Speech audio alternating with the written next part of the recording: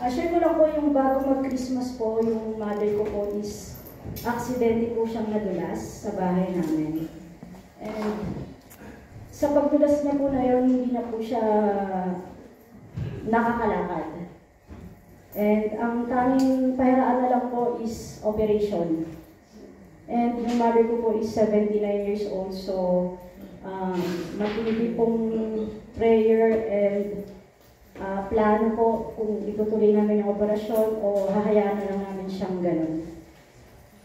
And nung narinig ko po yung balita na yun, syempre po ang layo ko po doon, kinwestiyon ko po agad si Lord. Sabi ko, Kristiyano na ako, nagpapagamit ako sa iyo, pero bakit mo hinayaang mangyari yung bagay na yun? Tapos yung sinabi niya sa akin, Lord, rejoice always, pray continually, give thanks in all circumstances. Yung po ang sabi niya. For this is God's will for you in Christ Jesus. Yung sa ito pong 1 Thessalonians 5:16, napakahirap kong intindihin para sa akin ng mga panahon na yun. Kasi paano ko magre-rejoice sa lahat ng circumstances? Paano ko i-rejoice yung nangyari sa nanay ko? So, sabi ko, ba't ganun, Lord? Nagpapagamit ako sa iyo, pero bakit ang hirap-hirap bilang Kristiyano? So, eto, pinagmumuli-mulayan ko itong salita na binigay niya sa akin. Paulit-ulit ako nagpe-pray. Kahit na ang sakit-sakit at ang hirap-hirap. And then, dumating po sa point na yung nanay ko na yung gustong magpa-opera po. Kasi sobrang sakit na daw yung nararamdaman niya. And thank God, na-survive niya po. Na-survive niya po yung operasyon. And nakakalakad po siya after ng 1 week niya.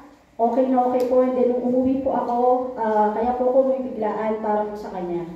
And nung pagkadating ko po doon, pinatayo ko po agad siya. Dahil yun ang promise ni Lord eh. Papagalingin niya na lahat ng may sakit. Etong binigay niya sa akin na to is, test lang para mas maging matatag pa ako, mas makayanan ko pa yung susunod pa na bibigay sa akin ni Lord. Kaya lang, akala ko na pagtagumpayan ko na po, akala ko, since nakakalakad na siya, okay na. Nung nandun po ako, first week ko, 2 weeks ko, sobrang na-depress po ako. Kasi nakakalakad yung nanay ko, pero hindi ko alam kung ano yung bakit may pumipigil sa akin, bakit maraming bumubulong sa akin na para hindi na mahirapan yung nanay mo is pumunta ka sa taas ng bahay niyo, barilin mo yung sarili mo. So, ang dami kong ganun po na feeling. Para akong nakakulong sa madilim. So, ang hirap kong labanan nun kasi umuwi ako para sa kanya, eh nakita ko yung nangyayari na rehabilitation na mabilis yung pag-response ng katawan niya. Pero bakit may bumubulong sa akin?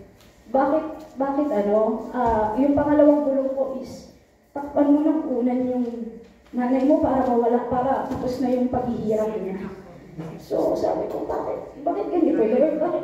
Paano mo ito makakayanan? Paano? So, binabalikan ko po itong verse na 1 Thessalonians, pray continually. Hindi po ako sumuko mag-pray. Yung parang pinipikit ko na lang yung mata ko. Ang hirap po kasi. So, sabi ko, Lord, ikaw nang bahala. Ikaw nang bahala na kunin mo ulit ako, itayo mo ulit ako, ibangon mo ulit ako. Kasi sa'yo naman ako eh. So, yung po ulit yung ginawa niya. Lagi po niya akong binabangon.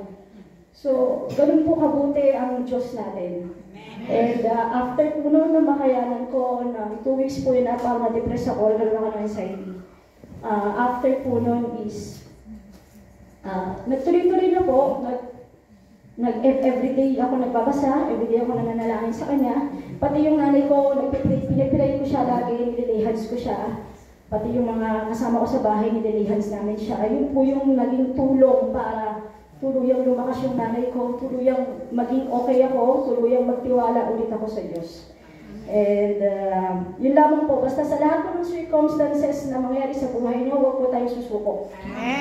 At mag-pray lang po tayo sa Kanya. At yun po yung gusto niya mangyari sa atin, mag-pray po tayo sa Kanya. Yun lamang po, thank you po.